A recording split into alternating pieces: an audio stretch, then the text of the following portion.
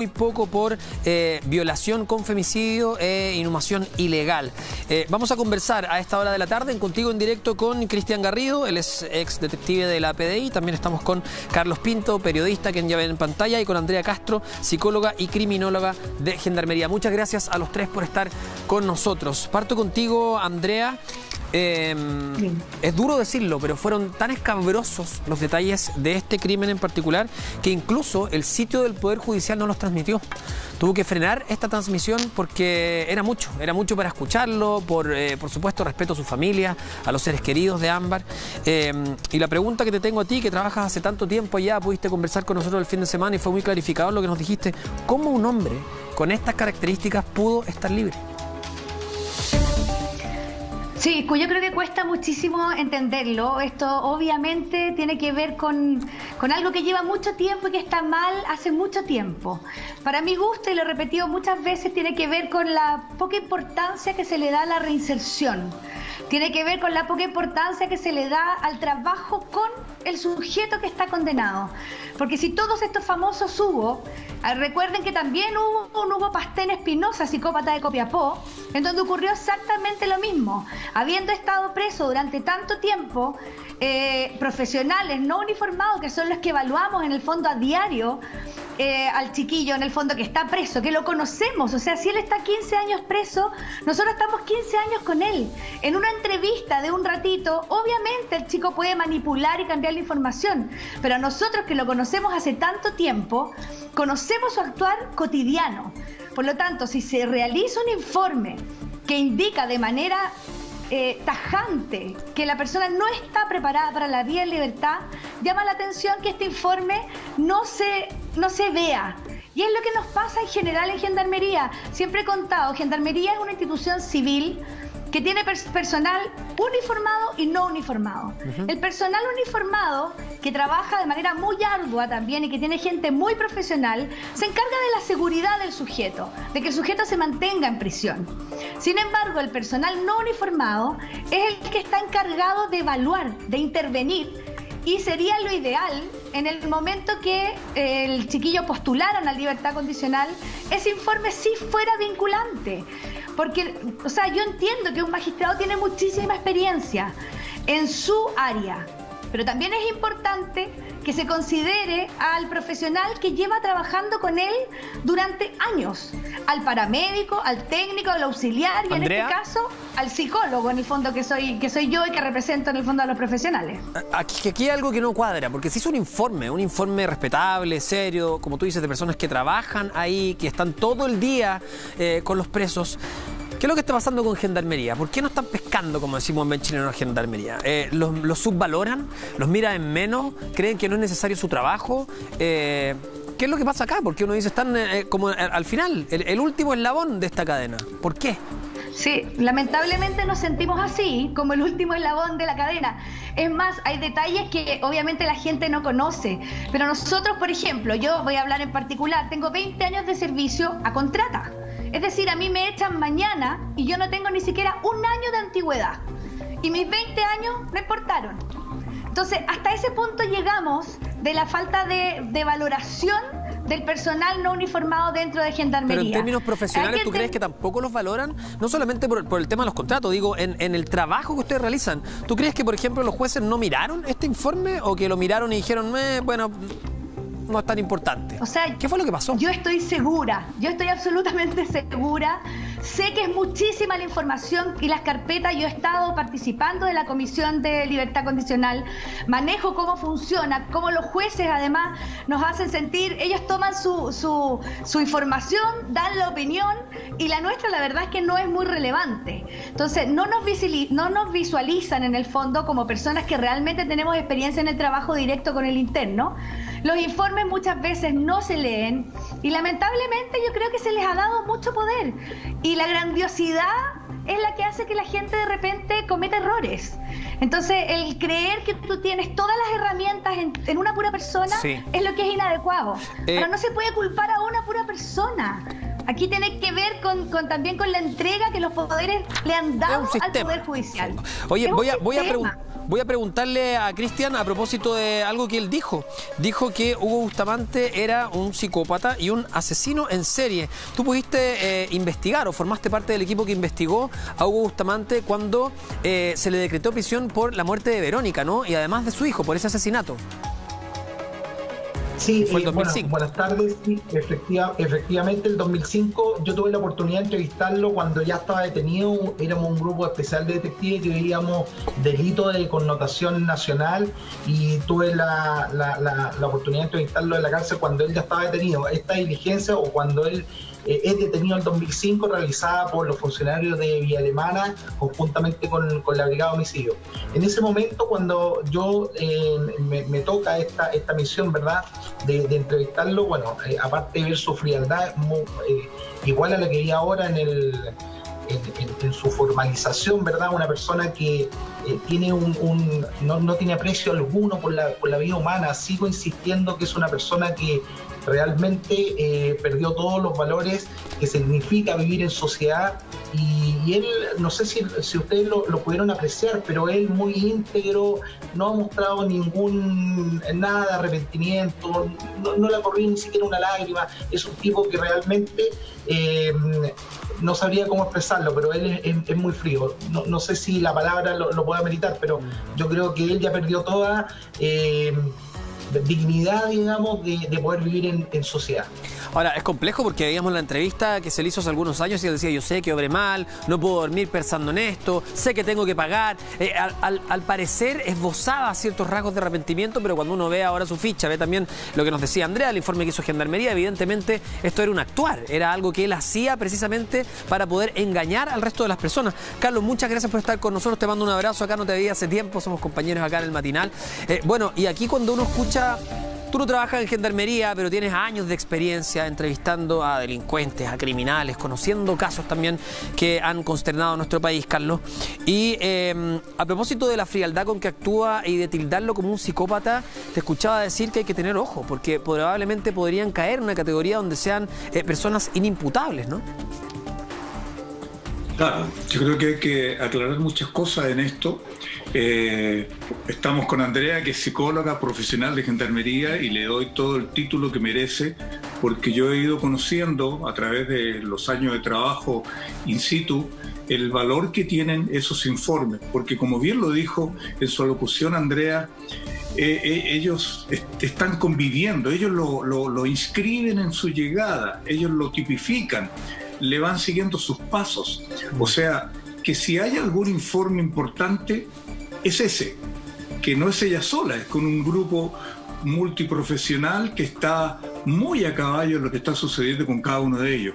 Por eso que independiente que uno tenga la última decisión, ¿verdad?, que la tienen hoy día los Ceremis, por ejemplo, y la jueza en este caso, es válido, pueden tenerlo, pero deben tomar estos antecedentes que, claro, escudado hoy día en la no vinculación de ese informe con la decisión de ellos.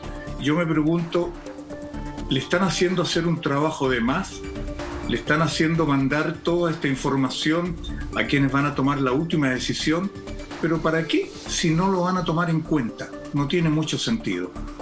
Fíjate que yo he hecho acento en un detalle que probablemente Andrea me lo pueda corroborar, pero hubo más de 500 informes, detalles importantes que fueron enviados a esta comisión en la oportunidad para advertir que no era conveniente que este reo saliera en libertad.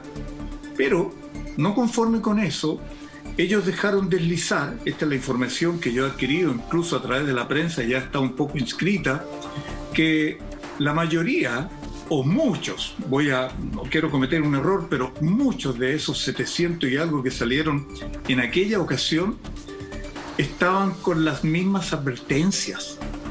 Entonces yo con esto respondo una pregunta que quedó en el aire desde que estamos comentando esto, Humberto, en el sentido de que ¿y cuántos más habrán en esta condición? Es interesante pues esa pregunta, Carlos, muy profunda, porque aquí muchos. Entonces tenemos ¿qué? 700 personas que son potenciales homicidas, por ejemplo, que hoy día están entre nosotros.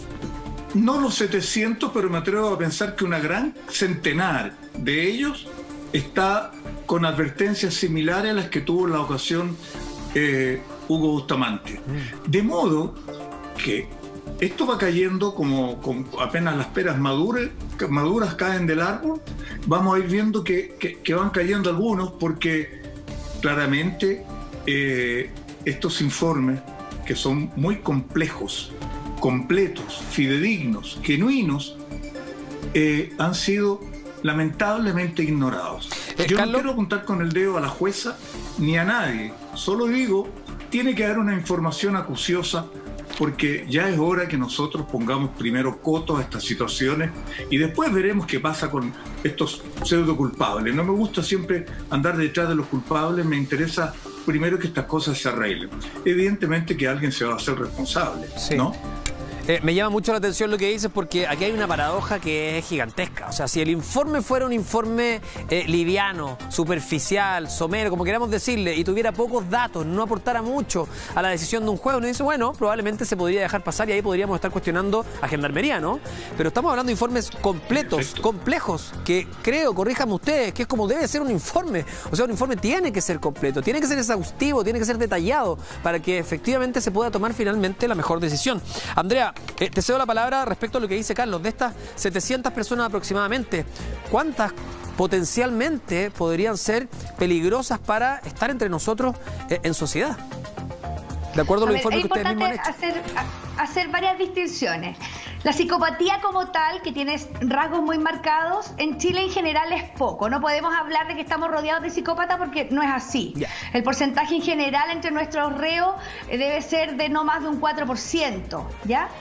Sin embargo, que estos son casos que más llaman la atención, porque si además el sujeto tiene estos rasgos, con mayor razón se debería haber rechazado el beneficio. O sea, no son tantos como que además estén por un doble homicidio, que sean multireincidentes, que tengan antecedentes, como para que se les pase un caso así. Pero bueno, fuera de eso, esto nos pasa a diario, no solamente con psicópatas, con el tipo que roba de manera habitual, que lo tiene como una habitualidad en el fondo conductual al exterior, que nosotros decimos que va a salir a robar y que igual le dan la libertad condicional. Ahora, claro, esto no es noticia porque el chico va a robar, no sé, en un supermercado va a robarle a una persona, va a cometer un asalto, pero no es de la gravedad de este caso en el fondo. Pero es importante mencionar lo que tú hablabas de los informes. Yo quedé como muy impactada cuando la jueza dice que los informes son copy-paste. Los informes en la actualidad contienen muchas como información adicional.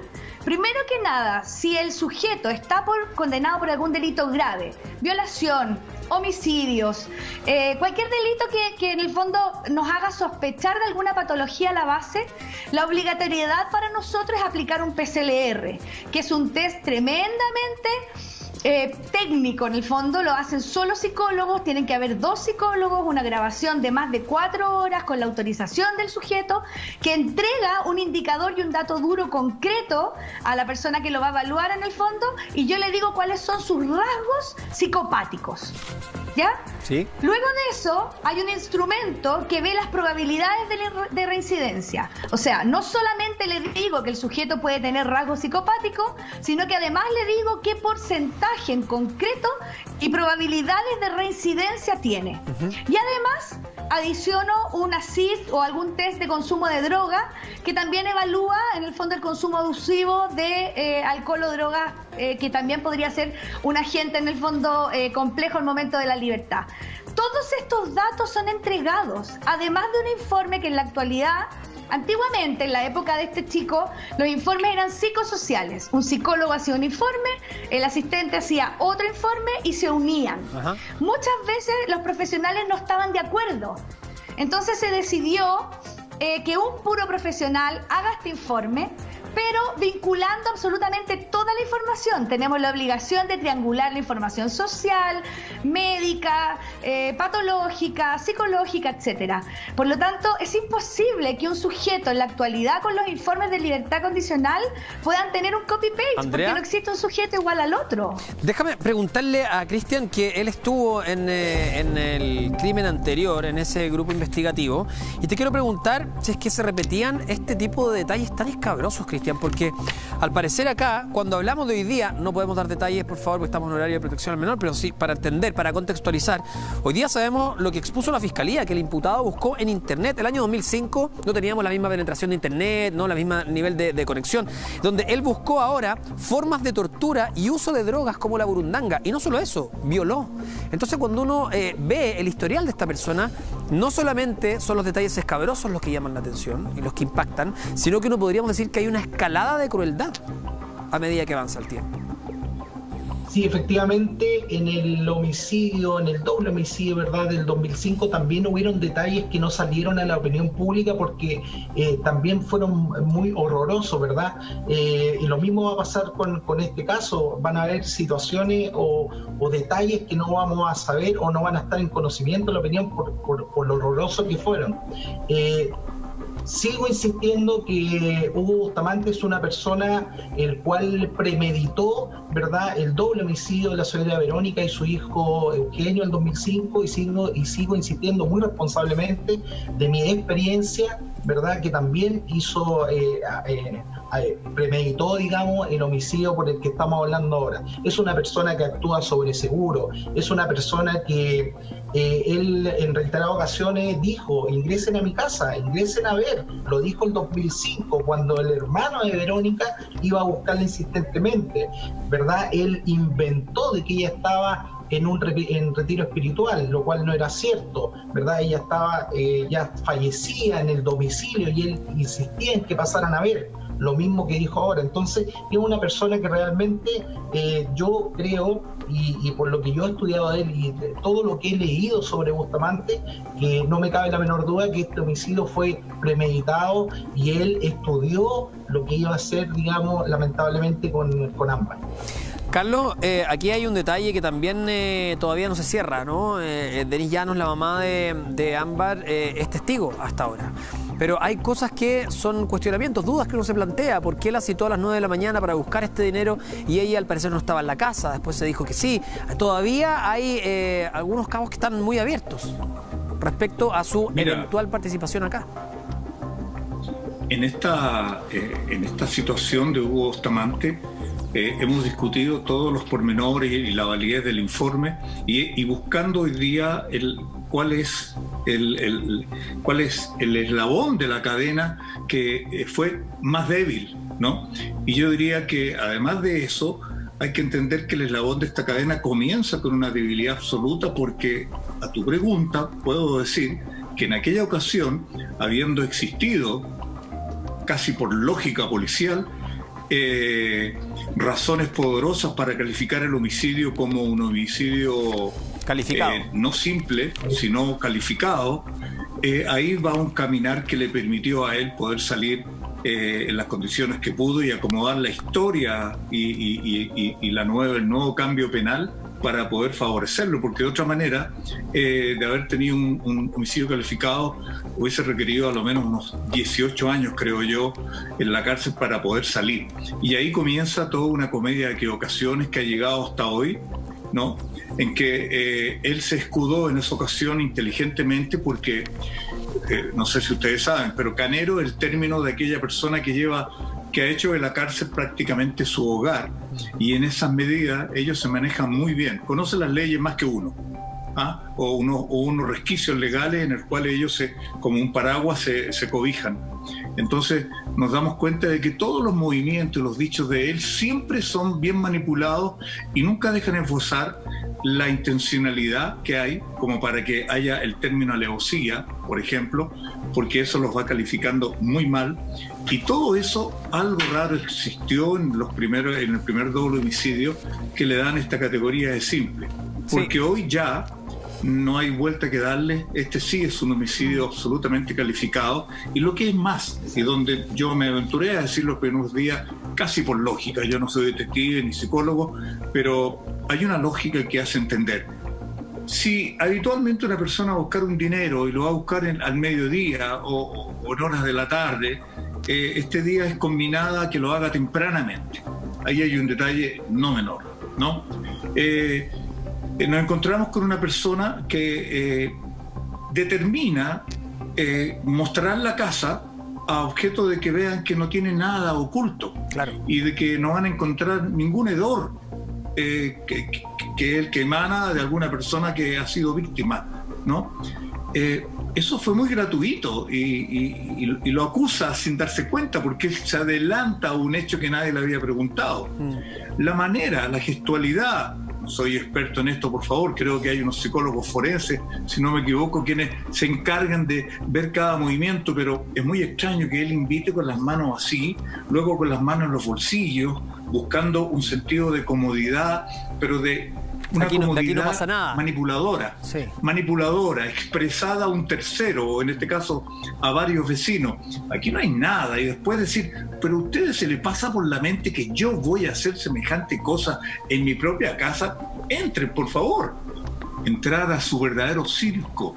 Entonces esto habla del elemento más importante que hoy día hace que la muerte de Amber ya sea como un homicidio calificado por todas las agravantes que hemos visto en su definición delictiva, pero básicamente porque hay una premeditación. Carlos, la policía... ¿Sí? No te escucho, ¿la policía para cerrar? No, la PDI a mí me dice cuando me da esta información que lo que más le sorprendió es que él hace el mismo modo de operar, el mismo modo operandis para este delito, lo que significa que ellos, y aquí tenemos a Andrea que me puede corregir, los psicópatas propiamente tal, además de ser narcisistas, de ser poco empáticos, ellos se ven a sí mismos como gente muy valiente, poderosa, inteligente, como el resto de los demás. Entonces hay una suerte de burla velada en cada manifestación que ellos hacen, ¿no? Quiero solamente, tengo que cambiar de tema también, pero quiero cerrar con esto. El ex fiscal Carlos Gajardo en su cuenta de Twitter dice: Fiscalía imputó a Hugo Bustamante por violación con femicidio, que es uno de los delitos más graves en nuestro sistema, y la pena puede alcanzar presidio perpetuo calificado. Esa es la diferencia también. Y narra acerca del artículo 372 del Código Penal, que dice: el que con ocasión de violación cometiere además homicidio en la persona de la víctima será castigado con este presidio perpetuo calificado. Si el autor del delito descrito en el inciso anterior es además un hombre y la víctima una mujer, el delito tiene el nombre de violación con femicidio. Por eso esta tipificación en la imputación. Voy a cambiar de tema, pero por supuesto, este tema que conmueve al país entero y a nosotros también como programa, por eso lo hemos tratado durante varios días, va a continuar y vamos a seguir, por supuesto, indagando y enterándonos de más detalles. La investigación está en curso, son 120 días, así que sin duda vamos a volver a llamarlos. Como siempre, les agradecemos el tiempo, la gentileza de conversar con nosotros acá en Contigo en Directo. Así que para los tres, Cristian, Carlos y Andrea, muchas gracias, un abrazo. Gracias. Gracias a ti, que estés muy bien. Vamos a cambiar